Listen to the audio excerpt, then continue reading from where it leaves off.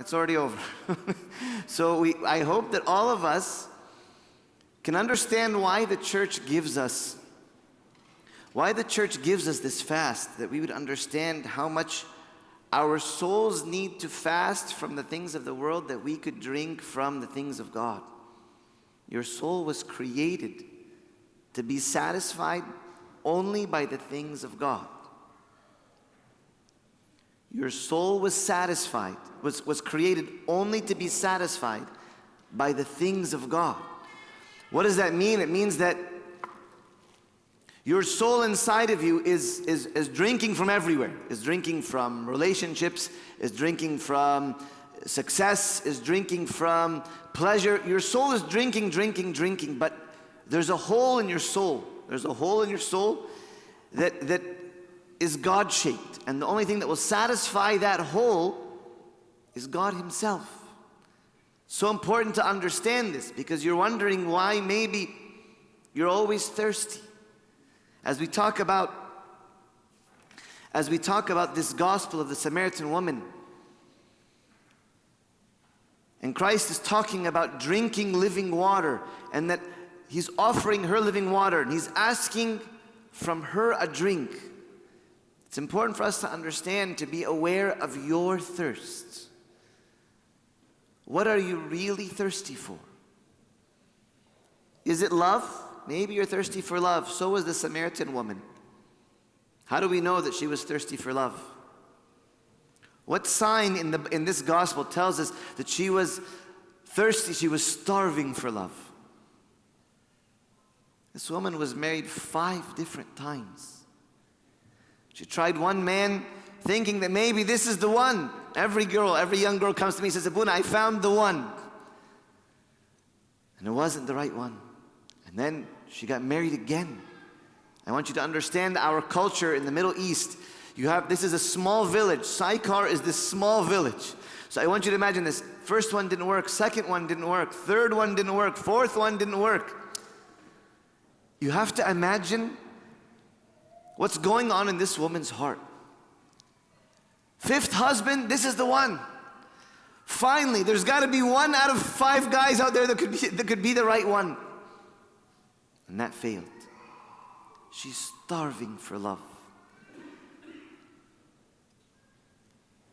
You'll never know what you're starving for until you actually look at what you're chasing.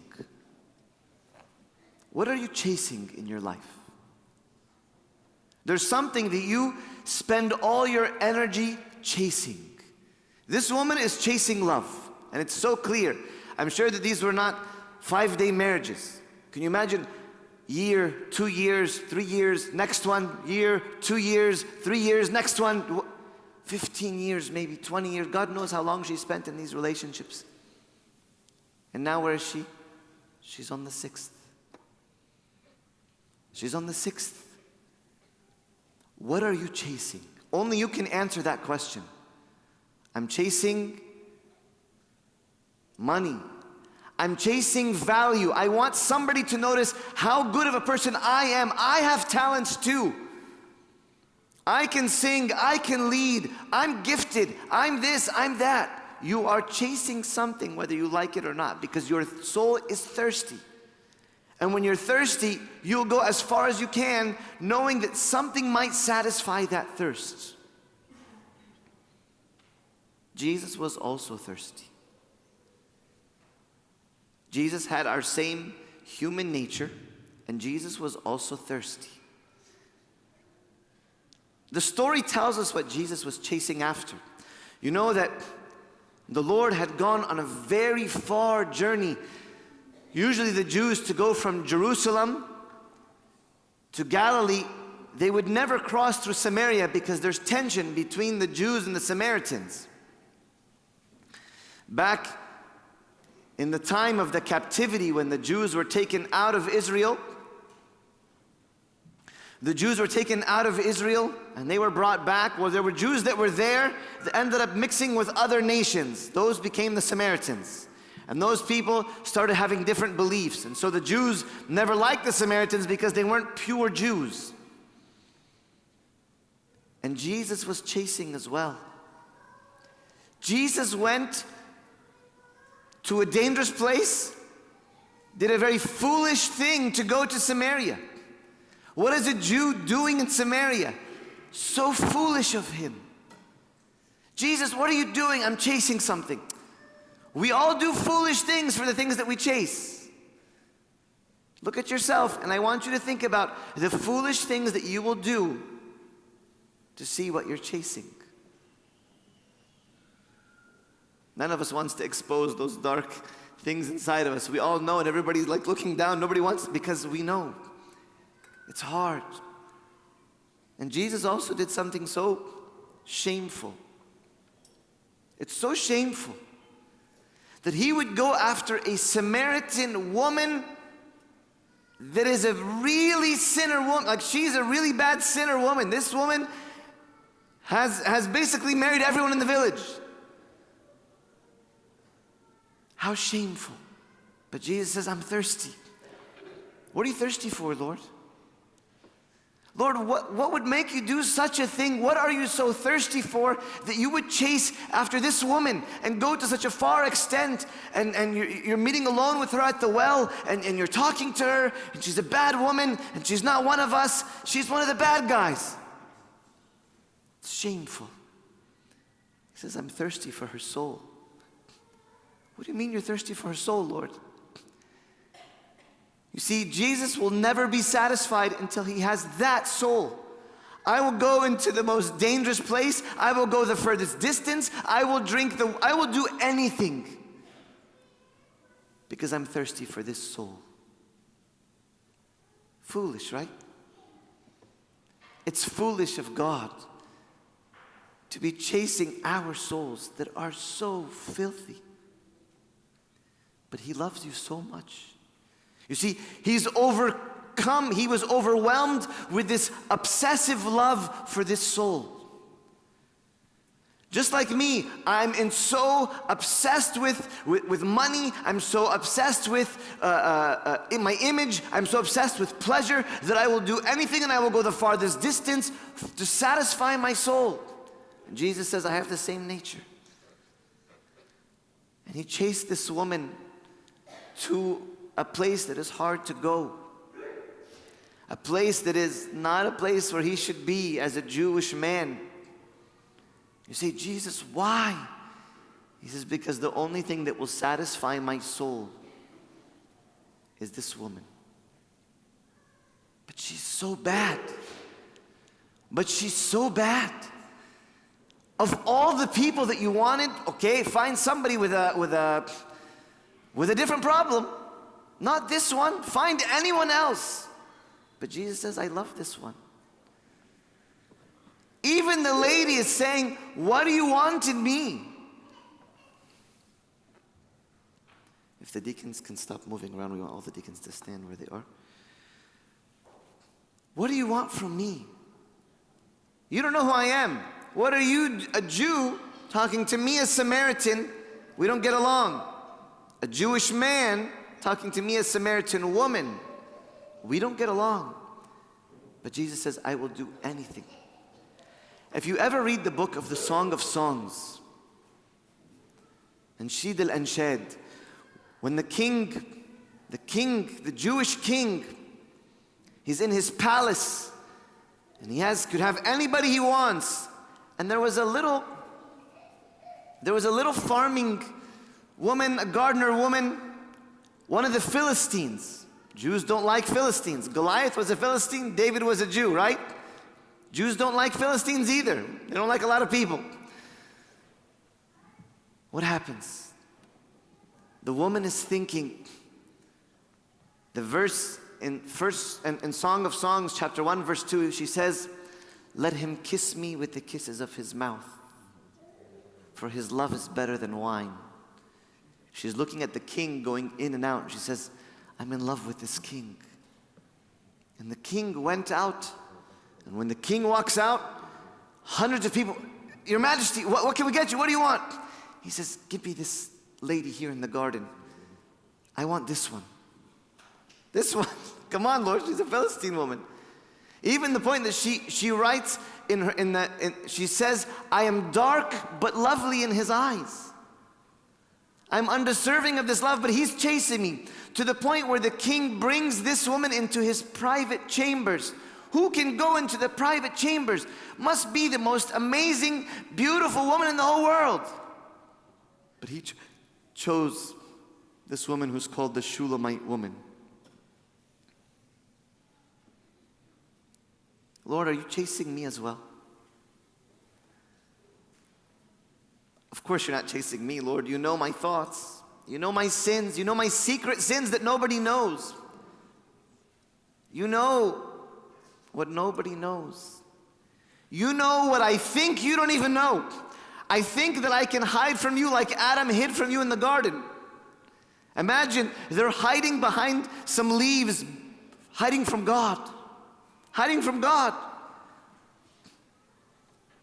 And he knows. And he's still chasing me. Jesus today is looking to you. And he's saying, hey, you lady with the evil thoughts. Hey, you sir with the bad language, with the bad habits, the drinking habit, the one that fights with his family, the one that has no peace, the one that's turning everybody upside down, the one that makes everyone crazy around you. Yeah, you. I want you to be mine. Me? Are you talking to me? That must not be me, Lord. You must be talking about somebody else. I'm not the one that has these problems. Yeah, you. I know what you have. To the point where Jesus told the Samaritan woman, go get me your husband. She says, I don't have a husband. This you have rightly said, you have no husband, because you've had 5 husbands, lady. But I still want you. Let me give you living water. Let me give you what I have. Forget these 6 men that you were with. Forget them. I have a water that nobody else will give you. You don't want to talk to me, Lord? Yes, I want to give it to you. And not only am I going to give you living water, I'm going to give you a living water that's going to be a fountain that you will never thirst again. What an amazing, handsome man. He's meeting this young lady. He says, all these other men, they're never going to give you what I can give you. Once you come to me, nobody else will satisfy you. Once you come to me and you fall in love with me, no one else is going to have what I have. Do you believe this in Jesus or not? Because Jesus is telling this to you today. Do you believe or not? I need your attention. This is not a sermon. Do you believe that Jesus is saying, I'm choosing you today, your soul? The evidence is here. There's no criteria. This is not the best catch in the sea, right? He's not the best one.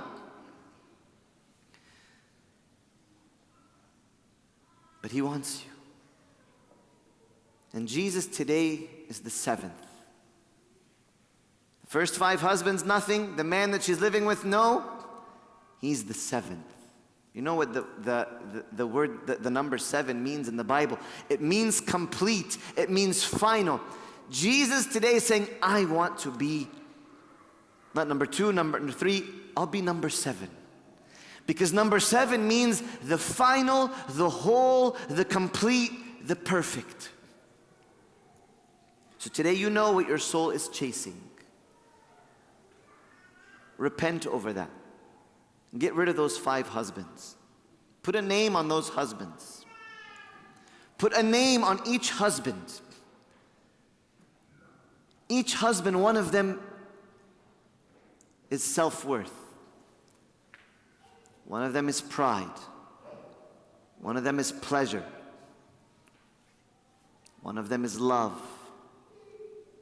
And I'm chasing each husband unless I find the beautiful one. Jesus is the beautiful one. This woman left her water pot at the well, and she was never thirsty again. And Saint Fotini, her name is Saint Fotini, went and she preached to the same Samaritans that she was hiding from, because she found the love of her life. Just as crazy as all of us are when we find the love of our life, she became just as crazy. Let me tell you about the one that told me everything about myself. Let me tell you about the one that satisfied my soul. Let me tell you about the one that chased me. Jesus is chasing you. Chasing you, Mary, or chasing you, John, or chasing you, Michael, or chasing you, Hanny, or chasing you. He's chasing you. And He just wants you.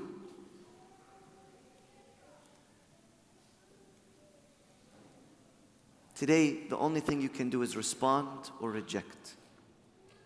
But know that if you reject the seventh is the magic number. That if you reject the seventh, you'll never find another one like Him again. Today, Jesus is, in the liturgy is a marriage and it's a proposal. That Jesus came as giving us all of these words, telling us how beautiful He is. Do you take Him? You say, yes, Lord, but I don't know if I'm the right fit for you. Jesus says, I'm going to pay the highest dowry ever. A dowry is like when a husband comes and he offers, when we used to live in Kenya, men would come and ask us for some of the daughters of the church. They'd say, we'll give her 50 cows. 50 cows? She's at least worth 60 cows. And so we're like negotiating with the guy. Give us more cows, man. Come on, this is a beautiful girl. Jesus says, I will pay the highest price. I will pay the price of blood. Today, He's going to come to you and say, I'm going to pay the dowry. The most precious dowry. It's the price of the blood of the Son of God. Will you be my bride or not? But it has to be only me. Do you love me or not? I choose you as you are, a sinner, filthy, 5 husbands. I choose you as you are. Let me be your groom. Let me be the one that satisfies your soul. Glory be to God forever. Amen.